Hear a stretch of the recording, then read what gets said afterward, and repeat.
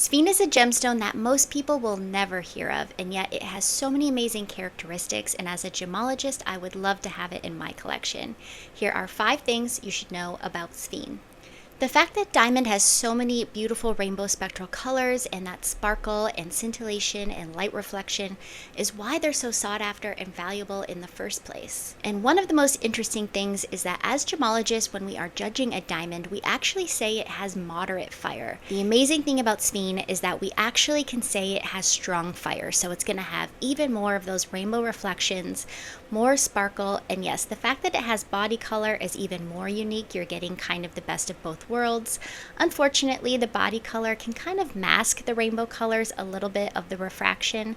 However, this stone is extremely unique. It's one of the most unique gemstones on the market. In order to show off that extremely unique high sparkle, you're almost always going to see Sphene cut into a brilliant cut. So either a round brilliant cut or another mixed cut like an oval, for example, that's going to have a lot of facets so you can really see all of that sparkle. Now, for those who are really into gemstones, you may already be thinking that Sphene sounds a lot like Demantoid Garnet. For those that don't know, Demantoid Garnet is a very special variety of garnet that has also that very saturated green color, and it's known for also having very strong fire. It was very popular in Russia around the time of the Romanovs. It has a lot of history, and yes, it also shares a lot of characteristics with diamond because as a garnet, it's one of the only colored gemstones that we consider part of the cubic crystal system. And this means that Demantoid Garnet is singly refractive. Now, I only mention this technicality because for those that are wondering, this is how gemologists can set Sphene and Demantoid Garnet apart. They are both very high on the refractive index, so we can't even measure the RI of these gemstones because they're both so high. However, with a dichroscope, which I cover off in our tools for identifying gemstones video, we can see that Sphene is actually very doubly refractive. So it has strong biofringence, strong pleochroism, and just like moissanite, actually, it very much shows eye visible doubling. So if you have a greenish gemstone that has a lot of rainbow colors in it and you want a quick and fast and easy way to know which is which, Sphene is going to be the one where we can see all the little facet edges in the gemstone actually doubled, almost like a mirror image being reflected back to our eye. Of course, when we look in a loupe or a microscope, it's going to be very obvious, but it's so strong, just like moissanite, we can actually see it with our own eye. It's almost going to have kind of a fuzzy appearance because there's going to be so many little lines in the gemstone when we look at it. And as I mentioned, because it is so strongly pleochroic, similar to tourmaline and tanzanite, we are often seeing multiple body colors in Sphene being reflected back to us as well. So we're going to see if it's a yellowish green, some shades of yellow, green, maybe some brownish colors, some orangish reddish colors, just like tanzanite where it's going to have shades of both purple and blue face up when we look at it. We usually find Sphene in a yellowish, kind of greenish color. However, it can also be found in orange, brown, and even an intense red, which of course is quite rare. One of the most attractive colors to find Sphene in is an intense, beautiful kind of alpine green, very similar to an emerald. And of course, we do end up sometimes calling this chrome Sphene, not unlike chrome tourmaline, because it is getting its green color from the element chromium, which is a rare element that also makes most emeralds green.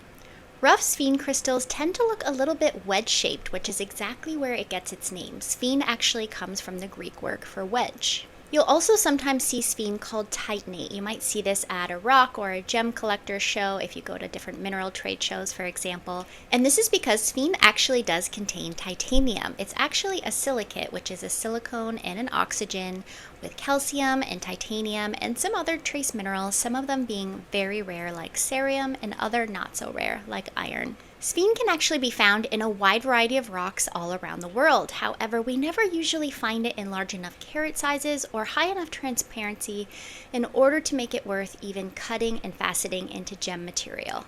Strong fire and beautiful body color is what makes Sphene so attractive, especially to gemstone collectors. So you may be wondering why you haven't heard of it before and why we aren't seeing it a little bit more on the market, even very rare special designer jewelry. And the reason why is that it's a very, very soft gemstone, which doesn't make it ideal for wearing very often in jewelry at all. Sphene is around a 5 to a 5.5 on the Mohs hardness scale, which is lower than most gemstones. And in fact, it's around the same hardness as your average glass. So this means it can be scratched very easily and even abraded by just collecting dust. So if you do have Sphene in your collection, which would be very lucky, you do have to keep it very well protected and definitely covered while you're storing it and not wearing it. Even though it's extremely rare and special, this is definitely not a gemstone you want to consider for an engagement ring or really any jewelry that you're going to wear on an everyday basis.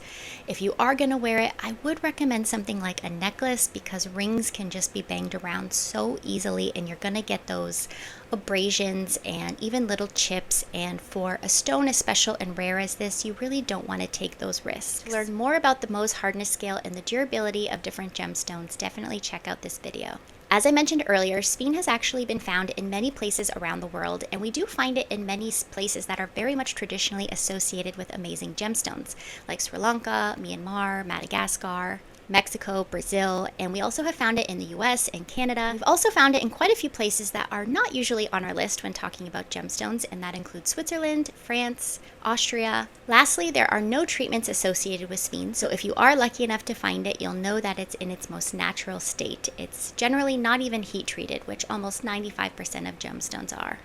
Thank you so much for watching. If you have any more questions about Sphene, please feel free to put them in the comments below, and be sure to check us out on Instagram at Winston Gems and Jewelry.